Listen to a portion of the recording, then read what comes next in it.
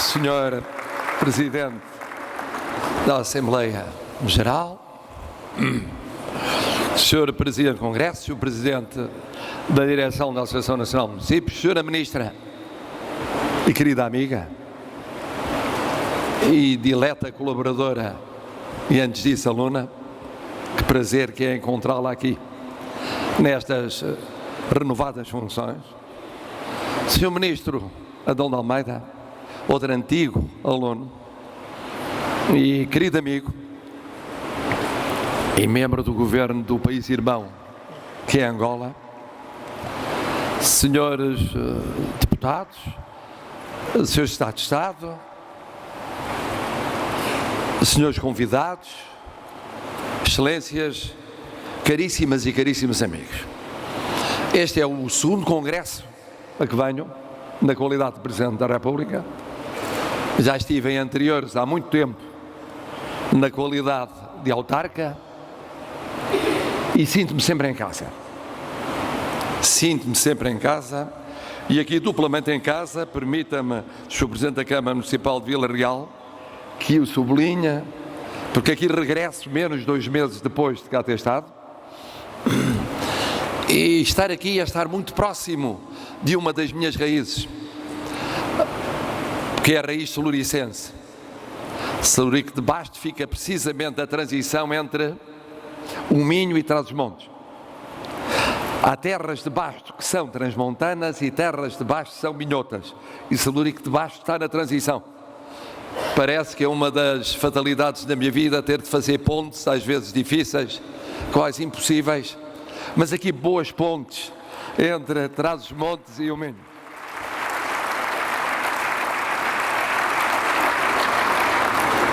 Queria saudar, na pessoa do Sr. Presidente da Associação Nacional de Municípios, todos os congressistas e todos os autarcas, mas todos, os dos municípios, os das freguesias, os das câmaras municipais, os das assembleias municipais, os das juntas de freguesia, os das assembleias de freguesia e das comunidades também intermunicipais. E queria saudá-los por uma razão muito simples, porque não há nada como ter sido autarca para se dar valor aos autarcas. As populações também dão. Mas quem foi autarca sabe o que é a devolução 24 horas por dia, sem domingos, sem feriados, sem férias, dos autarcas portugueses. São milhares e milhares de autarcas por todo o país a fazer a democracia há mais de 40 anos, a fomentar o desenvolvimento, a promover a justiça social, a concretizar a difícil coesão social, a cultivar a proximidade, sem a qual não há democracia, sem a qual a democracia se esvazia, e ao esvaziar-se, cria os espaços que outros preencherão. E eu já o disse algumas vezes, repito, um dos esteios da democracia portuguesa e uma das defesas da democracia portuguesa é o poder local. Foi a defesa em tempos de crise, é a defesa em tempos de modas muitas vezes antissistémicas e com reticências em relação à democracia. E o sucesso do poder local é o sucesso da democracia portuguesa. E por isso eu queria, como cidadão, mas também como Presidente da República Portuguesa, agradecer aos autarcas de Portugal a dedicação, a devoção, a resistência, a capacidade de sacrifício, o arrostarem com os obstáculos e as dificuldades no seu dia-a-dia, a incompreensão. Agradecer tudo isso, sentindo que represento o pensamento de todos os portugueses. Bem-ajam.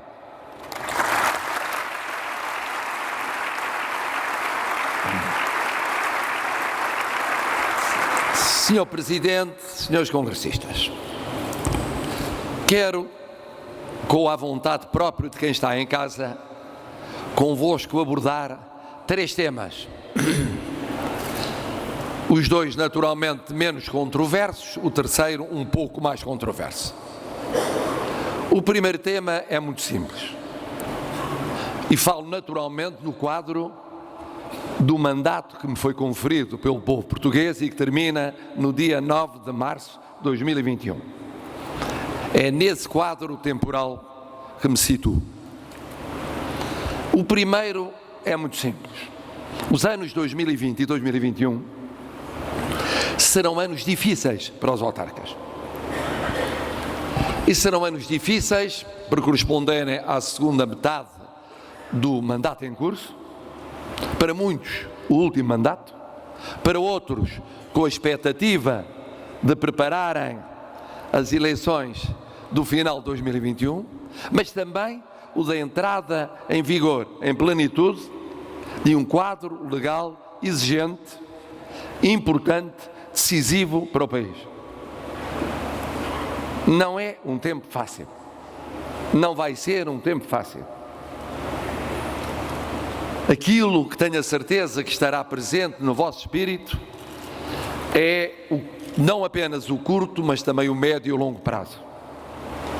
Para aqueles que queiram lutar pela sua permanência, como para aqueles que estão em vésperas de sair, é muito importante, além do diálogo, além da coesão interna, é muito importante a perspectiva de médio e longo prazo. Portugal não vai acabar em 2021. E por isso, naturalmente, pensar para além de 2021 é muito importante para os próximos 2 anos do exercício das vossas funções locais e nacionais. O segundo ponto é também relativamente pacífico. Todos sabemos que um dos problemas de Portugal se chama coesão social. Temos um país a várias velocidades. Temos a Web Summit, temos a inovação científica e tecnológica, temos a excelência em domínios da nossa formação, da nossa afirmação cultural, da nossa economia, das nossas finanças, da nossa sociedade, e temos ao mesmo tempo um peso de pobreza, de risco de pobreza e desigualdades de vária ordem que constituem um travão a maior progresso do nosso país. As desigualdades territoriais são umas dessas desigualdades, mas há outras, ainda hoje, entre homem e mulher, entre mais jovens e menos jovens, entre info-incluídos e info-excluídos. Há um sem número de desigualdades económicas e sociais que se acumulam, e que se acumulam nomeadamente com as desigualdades territoriais. Há vários interiores, como há vários litorais. E há desigualdades que fazem com que o país esteja a viver esse grande desafio que é reforçar a coesão social. Eu sei que é uma das vossas preocupações. É uma das minhas preocupações. É uma das preocupações comuns a todos os portugueses. Temos de apresentar cada vez mais exemplos de ponta, de avanço, de inovação, ao nível do que de melhor há no mundo. Temos de fazer partilhar esse avanço pelo maior número de concidadãos.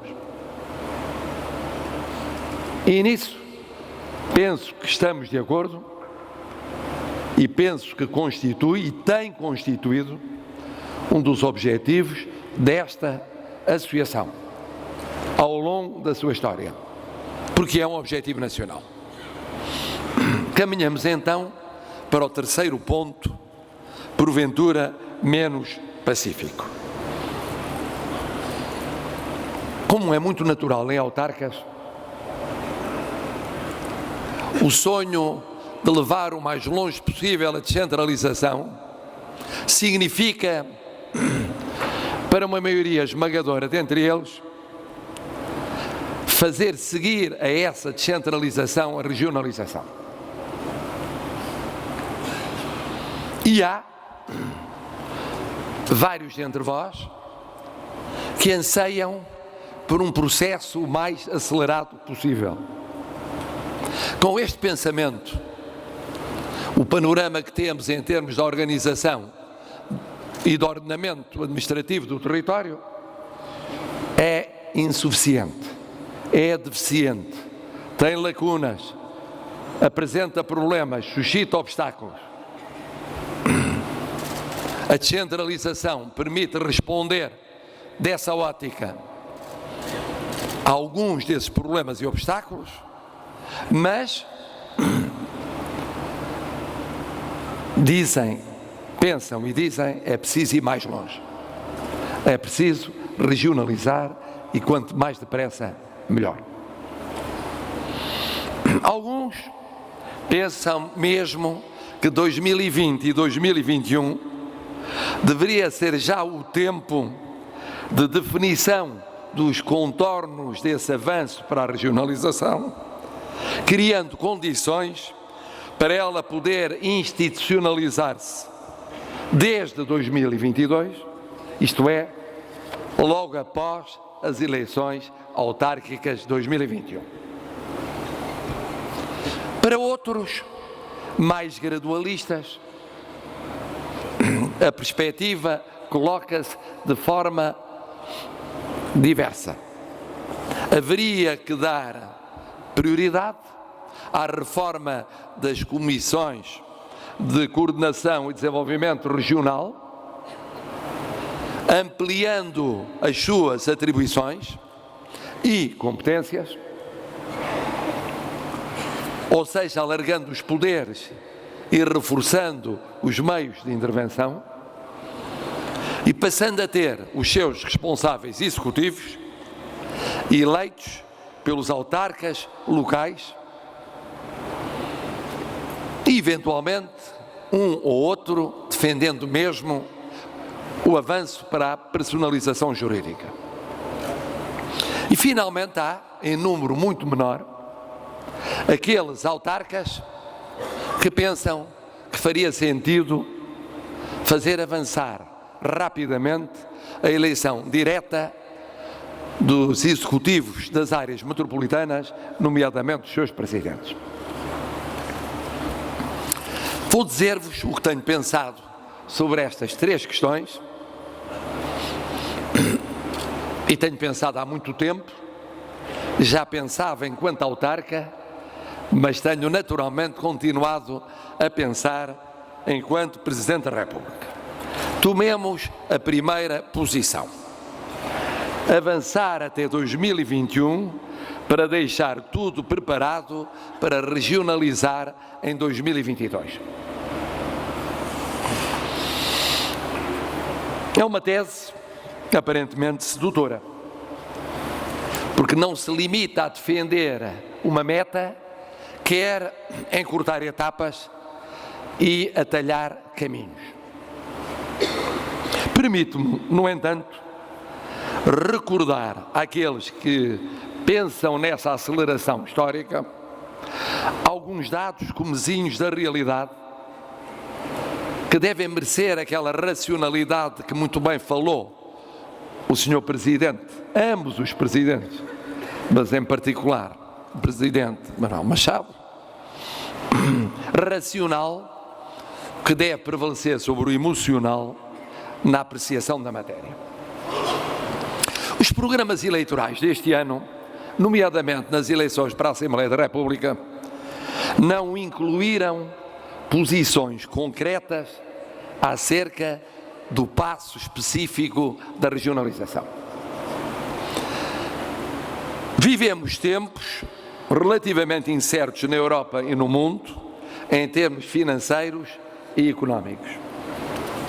A desaceleração da economia, apesar da notável resistência que temos demonstrado, pode chegar a nós de modo mais intenso. O processo de descentralização que arrancou e que mereceu o meu apoio expresso, explícito, como aqui já foi recordado, iniciou-se mesmo no final da última legislatura. Na lei, na sua regulamentação, mas ainda não nos factos, ou pelo menos em muitos deles. Ou seja, está por concretizar uma parte do alcance desejado para a descentralização. Significa isto, a meu ver, que colocar o carro à frente dos bois, numa versão rural mais saluricense, ou querer dar o passo mais largo do que a perna, numa versão mais urbana, não digo metropolitana, pode ser um erro irreversível. Pode querer chegar ao fim do caminho sem ter a garantia da sua viabilização prévia pelo cumprimento de fases precedentes. Soma-se a isso que a Constituição, relativamente à qual não surgiram nos debates pré-eleitorais quaisquer propostas firmes de revisão, continua a acolher um processo referendário para se chegar à regionalização. Ora, um referendo realizado a correr, com acelerações precipitadas ou fugas para diante de efeitos desnecessariamente arriscados, seria um presente dado a coligações amplas dos adversários da ideia com os não menos numerosos adversários do modo ou do método, podendo comprometer aquilo que os próprios mais apressados fazem questão de dizer que querem salvaguardar.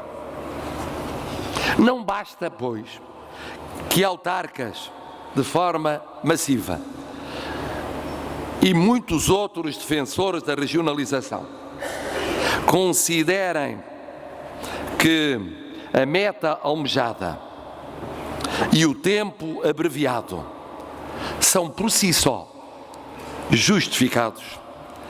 É preciso conquistar um consenso social que acolha esse entendimento e o traduza em adesão, e numa adesão forte, para ser maioritária em referendo popular. Quanto à segunda posição, a da reforma da CCDR, a cuidada reflexão a que tenho procedido leva-me a algumas conclusões. Faz todo o sentido em várias vertentes essa reforma.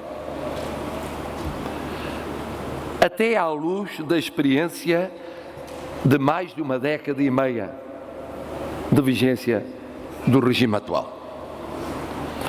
A reforma pode envolver o atribuir mais poderes, em múltiplos casos, à CCDR, ao mesmo tempo que mantendo a preocupação da ligação à administração central noutros. Entretanto, a definição de atribuições e de competências das CCDR deve anteceder o passo de mais íntima proximidade local, a saber, a designação de titulares dos órgãos executivos por autarcas municipais. Aliás, não apenas presidentes de Câmara Municipal, mas todos os titulares das câmaras municipais e das assembleias municipais. Ponto é que esse passo, como tudo o que deve ser esclarecido, não seja uma forma de o Estado se desresponsabilizar e não venha a criar atritos pessoais ou funcionais numa instância que é muito importante em termos não apenas de afetação de fundos europeus, como de perspectiva de desenvolvimento regional e coesão territorial. Quanto à personalização jurídica ou qualquer outra qualificação jurídica das CCDR, há que ter o cuidado de não deixar criar a suspeição de se tratar de proceder a uma aceleração do processo regionalizador sem o assumir no quadro das exigências constitucionais, envolvendo, nomeadamente, a realização do referendo.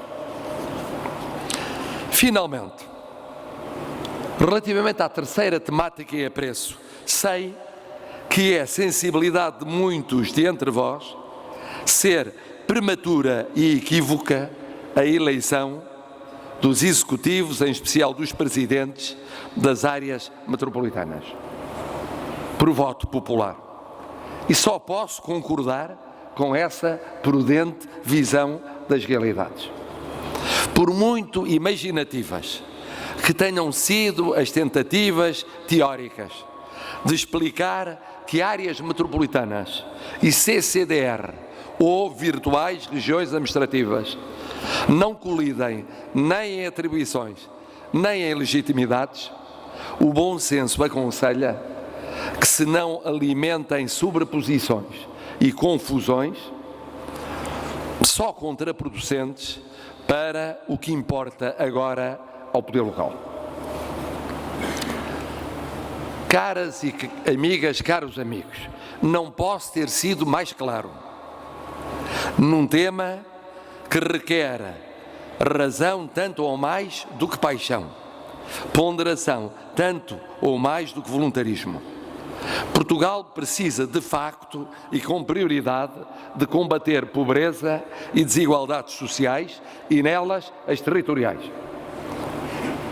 Mas para isso precisa de o fazer com princípio, meio e fim, pondo no terreno em plenitude a descentralização, que quase totalmente avançou na lei, mas tem de chegar à vida das pessoas, demonstrando que ela é possível e bem-sucedida em termos de vontade política, de meios e capacidade de execução.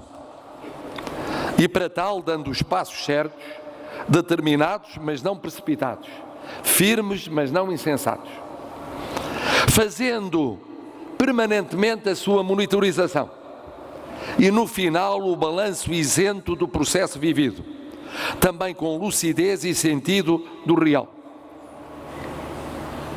Aprofundemos a descentralização, encontremos os meios adequados para agir, porque descentralização sem meios adequados para agir é meia descentralização.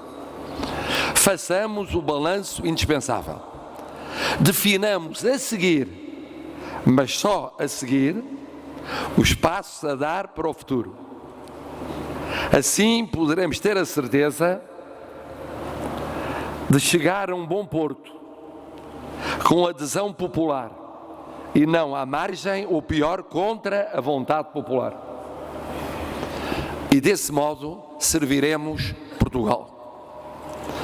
Porque é por Portugal e pelos portugueses que aqui estamos.